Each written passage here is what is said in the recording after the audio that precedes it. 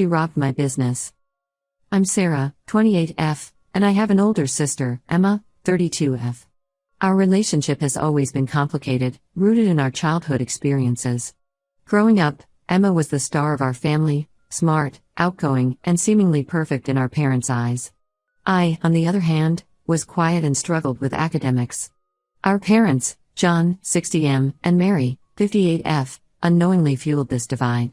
They'd praise Emma's straight A's while tutoring me for hours just to maintain a B average. Family dinners often revolved around Emma's latest achievements, with my accomplishments as mere footnotes. This dynamic continued into our teenage years. Emma was prom queen, captain of the debate team, and class valedictorian. I found my niche in art class, but my parents saw it as just a hobby. When I won a local art competition, they barely acknowledged it, too busy planning Emma's graduation party. College further highlighted our differences. Emma went to an Ivy League school on a full scholarship, studying finance. I opted for a smaller state school, majoring in art and design. Our parents took out loans for my education, often reminding me of the investment they were making. After graduation, Emma landed a prestigious job at a top financial firm in New York.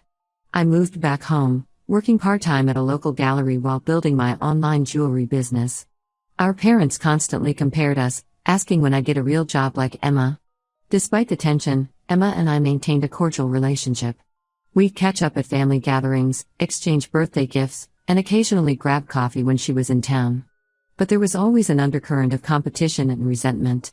5 years ago, I moved out and focused on growing my jewelry business. It was tough at first, long hours, tight budgets, and constant self-doubt. But slowly, my unique designs gained a following. I opened an Etsy shop, then my own website. Last year, I even hired 2 part-time assistants to help with orders. Emma's career seemed to be skyrocketing too. She was promoted to senior analyst, then manager. She bought a luxury condo and drove a fancy car. Our parents beamed with pride at her success, often suggesting I should learn from Emma about financial stability. About 6 months ago, everything changed. Emma called me late one night, sounding panicked. She'd been fired from her job for misconduct, specifically, falsifying financial reports to make her team's performance look better. She begged me not to tell our parents or anyone else. I was shocked. Emma had always been the perfect one, the rule follower. This seemed so out of character. But she sounded desperate, so I agreed to keep her secret. She assured me she'd find a new job quickly and no one would ever need to know. A week later, Emma called again. She was struggling to pay her bills and asked if I could lend her some money. Against my better judgment, I agreed to loan her $5,000. I dipped into my business savings to help her, figuring she'd pay me back soon. Weeks turned into months. Emma still hadn't found a job, and she kept asking for more money. Another $1,000 for rent. $500 for car payments. $300 for groceries. Each time, she promised it was the last time and she'd pay me back soon. I was getting worried about my own finances, but I felt guilty saying no. When I gently asked about her job search, Emma got defensive. She'd snap at me, saying I couldn't understand the pressure she was under. She'd remind me how she'd always supported me, which wasn't true, and how I owed her this help. Last month, Emma called asking for another $3,000 loan. This time, I hesitated. I explained that I'd already lent her over $10,000, and I was concerned about my own business's stability. I asked for some kind of repayment plan before lending more. Emma exploded. She accused me of being selfish and jealous of her success. I reminded her that she currently didn't have a job, which only made her angrier. She brought up every petty childhood grievance, saying I was enjoying seeing her struggle. I stood firm and said no more loans without a plan. She hung up on me. The next day, our mom called. She was furious, saying I was being cruel to Emma. Apparently, Emma had told her I refused to help after she lost her job due to company downsizing. She'd completely twisted the story to make herself the victim. I was stunned. After keeping Emma's secret for months and draining my savings to help her, she'd lied to our parents and turned them against me. In my anger and hurt, I told Mom the truth, that Emma had been fired for misconduct and had been lying about it this whole time. Mom was silent for a long moment, then said she'd call me back. An hour later, both our parents called. They were upset that Emma had lied but also angry at me for keeping it from them. Dad said I should have told them immediately so they could have helped her. Mom was crying, saying she didn't know what to think anymore. Now Emma is furious that I betrayed her by telling our parents. She's been sending me angry texts and voicemails, calling me every name in the book. She says I've ruined her life and she'll never forgive me. Our parents are disappointed in her lies but also mad at me for not being honest from the start. The whole family is in chaos. Our younger brother, Tom, 25M, is stuck in the middle, trying to mediate but mostly just staying out of it. Our extended family has gotten wind that something's wrong, but no one knows the full story. I feel terrible about how everything turned out. I was trying to help Emma, but now I feel like I've just made everything worse. Part of me thinks I should have just kept giving her money to keep the peace. Another part feels like she pushed me into this corner and I had no choice but to tell the truth. I'm torn between guilt over betraying Emma's trust and anger at her for lying and manipulating me. I'm worried about the long-term damage to our family relationships. And I'm stressed about my business's finances after lending Emma so much money. Was I wrong to finally tell the truth? Should I have just kept quiet and continued helping Emma financially? How do I fix things with my family? I'm lost and could use some outside perspective. Ida? Update 1, 2 weeks later. Thank you all for your comments and support on my original post. The past 2 weeks have been a whirlwind, and I wanted to update you on what's happened. The day after I posted, Emma showed up at my house unannounced. She was livid about me telling our parents the truth. We had a huge argument that lasted for hours. She accused me of ruining her life and trying to turn our family against her.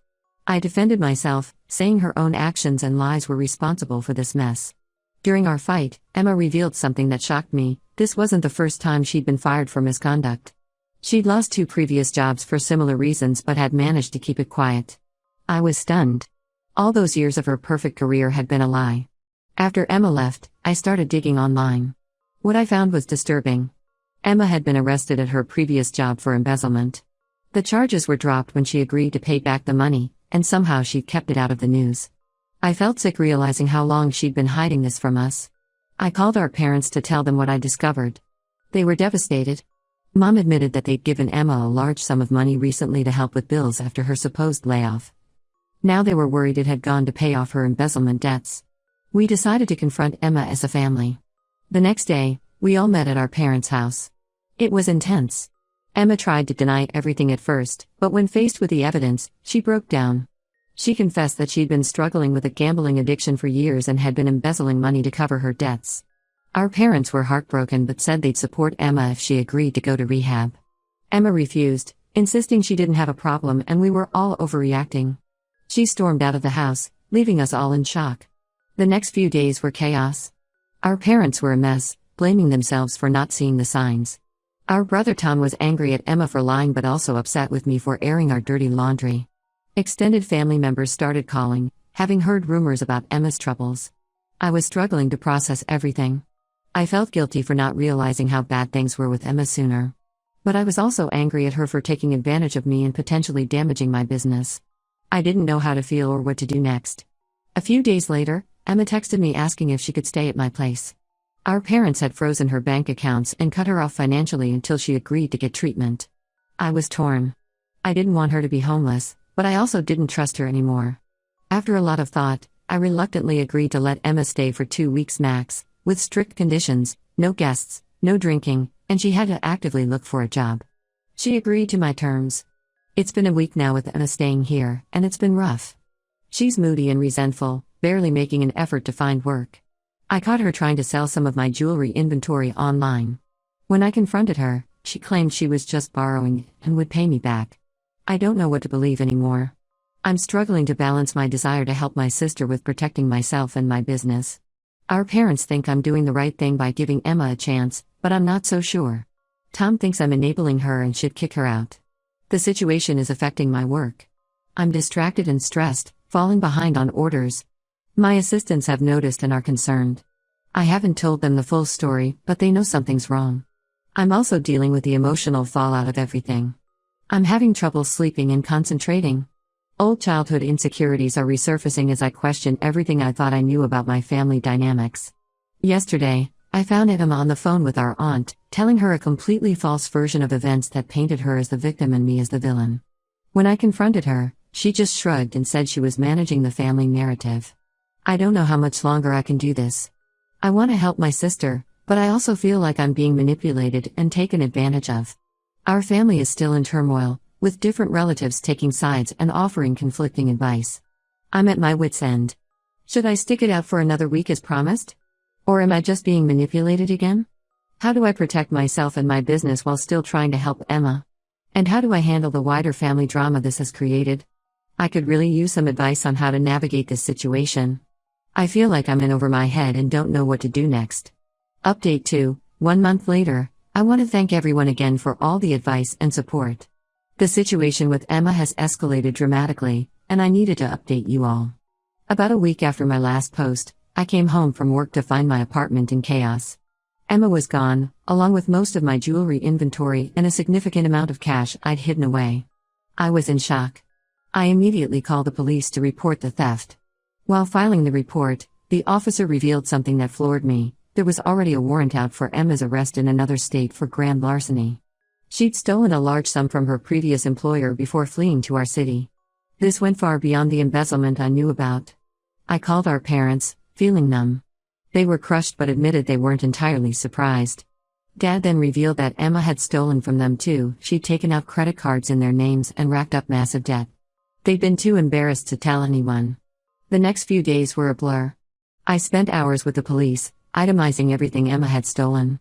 I had to contact my customers, explaining that their orders would be delayed or cancelled.